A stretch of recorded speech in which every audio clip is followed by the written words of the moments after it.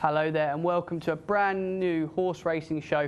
It is The Winning Post. We're here to give you guys the best reviews, previews, betting chat, and we've got some great guests as well. Goes without saying that this week previous has all been about Aintree. What a fantastic 3 days we had in Liverpool from the Willie Mullins runners that came over. Some of them dominated. Vitor obviously falling was a huge talking point. I hope you didn't back that horse at 1 to 5. Very expensive if you did.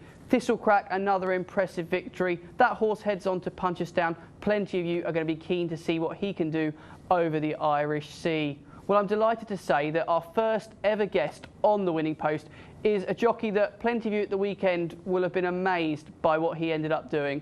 I'm delighted to say that Robbie Dunne joins us after his national heroics. He's still plugged on and managed to get the horse placed, holding on to a remarkable, stunning recovery.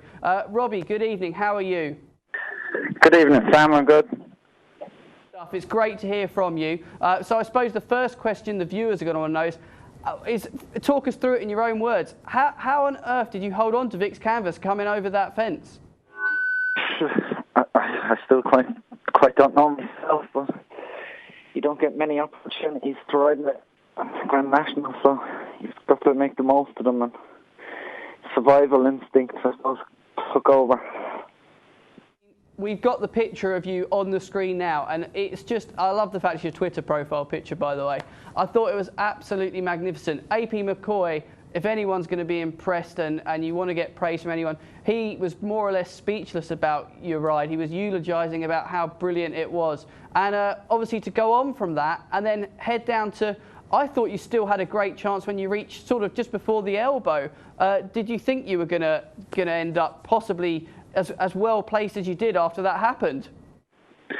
I couldn't believe it, how well he did run after it. Initially I thought that was it, race over, but I nursed him back into the race, just took me time on him, got him into a rhythm, and he was back enjoying himself, and he travelled really well into it, jumped the canal, turned the last time, and I thought I had a chance then. Come up, once we went across Mellon Road, that was my first thought, Jesus, I might actually win it. And coming down to the last, I still hadn't gone for everything, and when I jumped the last, I'd asked him to go on, and he'd gone on half a length in front of the last Samurai, and he just ran out of steam then. He'd no more left to give. The horse ran his absolute heart out.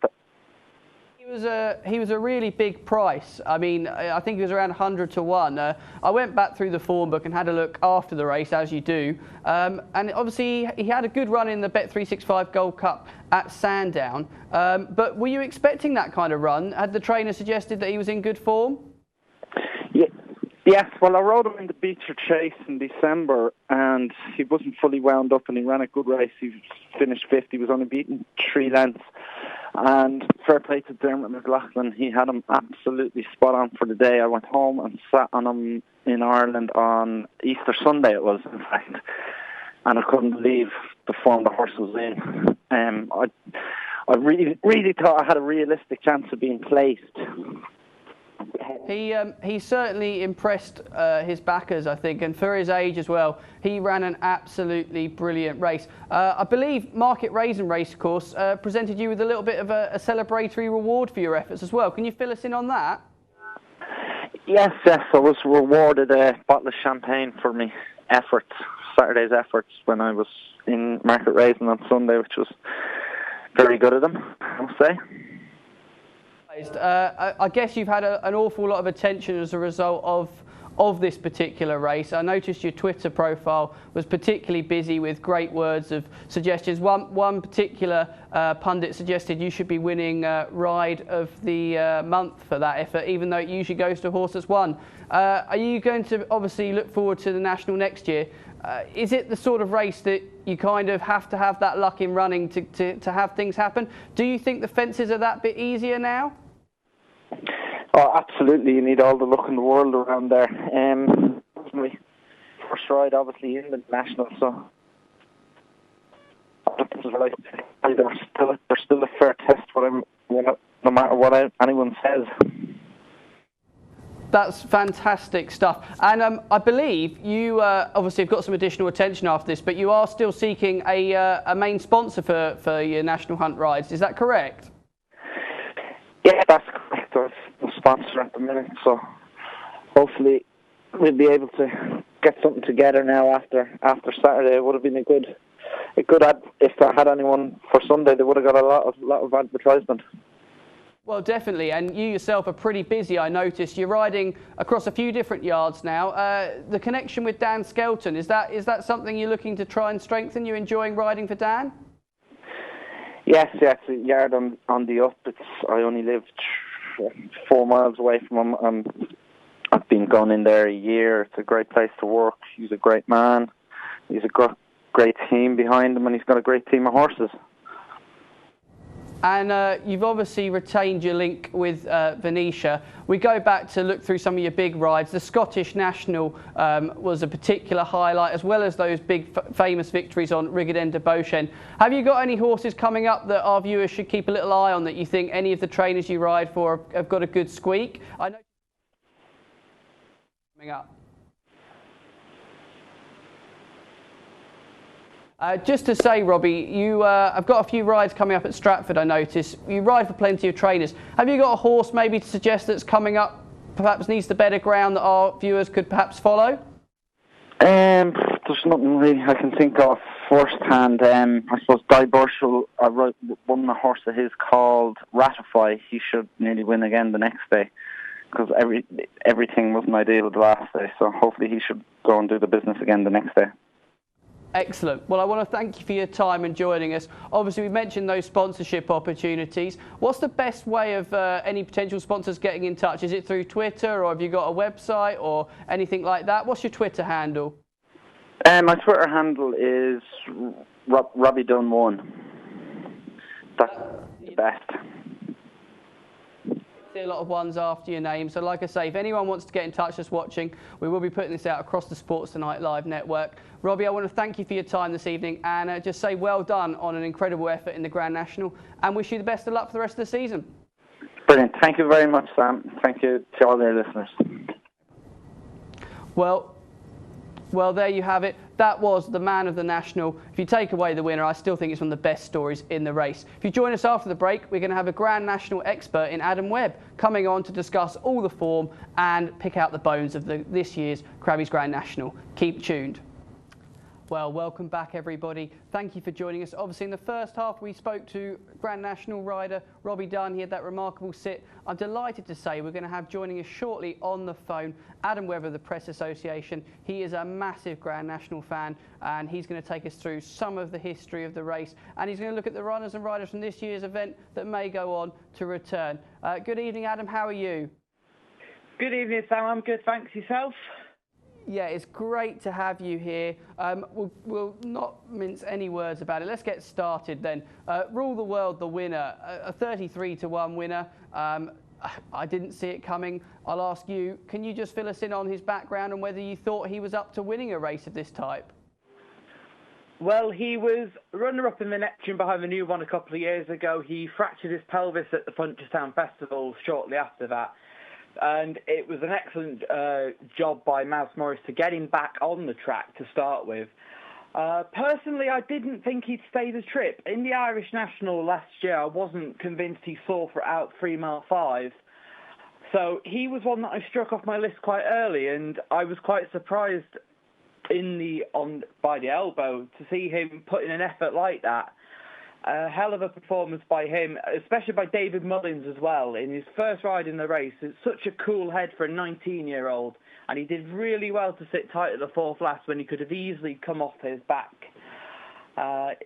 Really good effort from him, Mouse Morris, and full credit to Michael O'Leary as well for keeping him in training when he could have easily given up the ghost. I mean, they're obviously going to retire him now.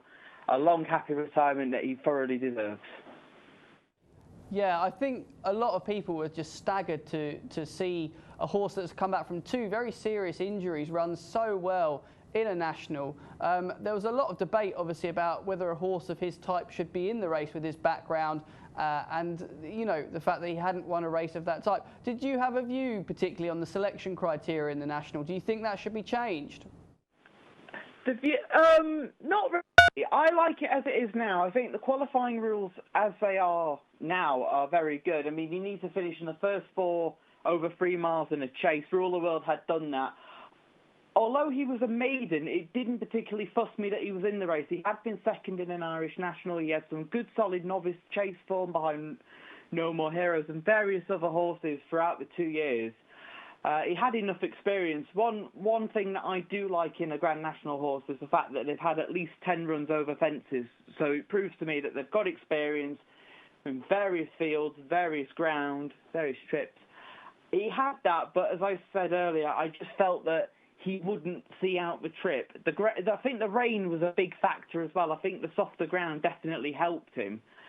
But the qualifying rules as they are now, I'm fairly happy with. And also there was a bit of controversy earlier in the week surrounding Pinot de Rey, and he couldn't get in the race because there were higher handicapped horses than him. Personally, I'm of the view of you need the best handicapped horses in the Grand National to make it the race it is. And unfortunately, with the mark Pinot de Rey had, he wasn't good enough to get in this year's National, and there were several others that missed the cut, whereas in previous years they would have had no issue getting in. Well, we've spoken obviously about the fact that, you know, he didn't get in.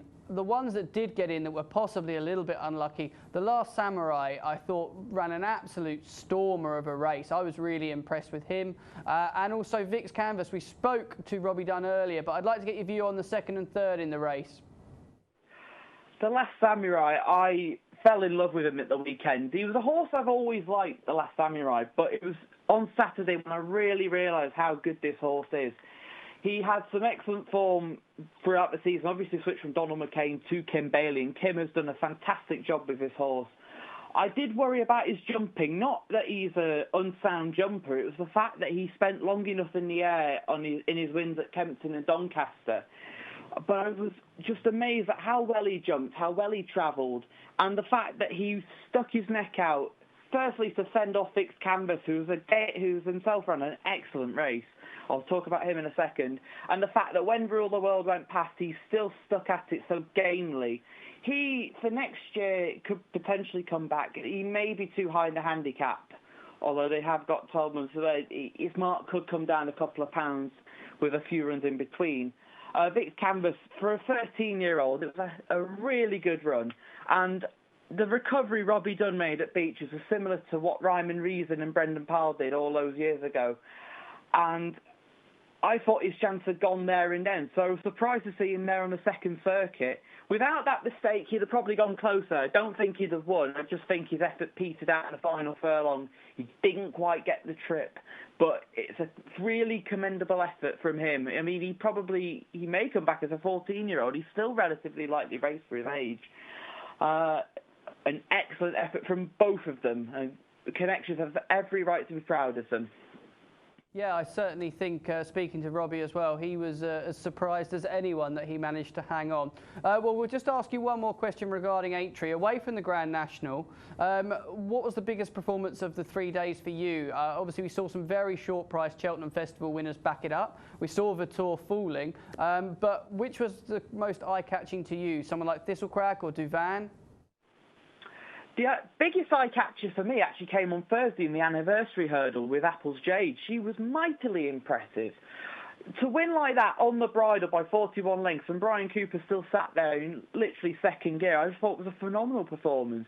Admittedly, the ground has probably helped her more than it did at Cheltenham. She went on the decent ground, but I think Ivanovic Gorbatov benefited from that surface more than her. And she was just electric. I mean, she could even be considered for an outsider for a champion hurdle, or she could even go to the Mayor's Hurdle next year. But with Gigginstown's policy, they like to go to the best races possible. And I could see her lining up in the champion hurdle next year. She was phenomenal. She certainly was impressive, and she's caught a lot of people's eyes. I would like to think that she'll probably be a live contender. I wouldn't even mind seeing her in the World Hurdle. But we must move on, and obviously the flat season has arrived. We've had racing today from Newmarket. We've got more racing from Newmarket coming up for the rest of the week. I just wondered if you had a couple of flat horses maybe that we need to pop in the notebook and perhaps follow. We're going to start one on the winning line. We're going to ask you guys to give us your best selections, and we're going to add them to a tracker. So no pressure.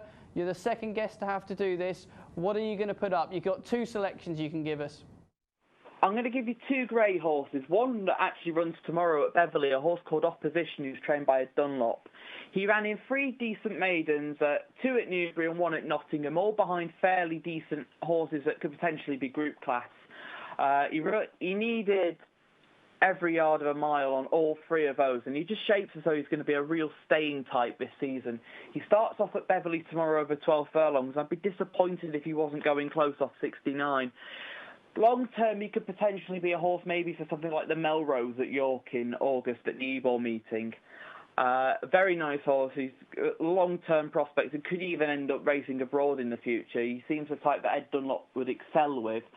The second horse I'm going to give you is another grey, and is a type that I could see ending up in something like the Wokingham at Royal Ascot, and he's called Dawn's Early Light, who, on his last start at Ascot, when I say bumped into a horse, he literally bumped into the Tin Man, who was rated 90. Dawn's Early Light was rated 99, and the Tin Man basically thumped him by 4.5 lengths. He could have won by a lot further.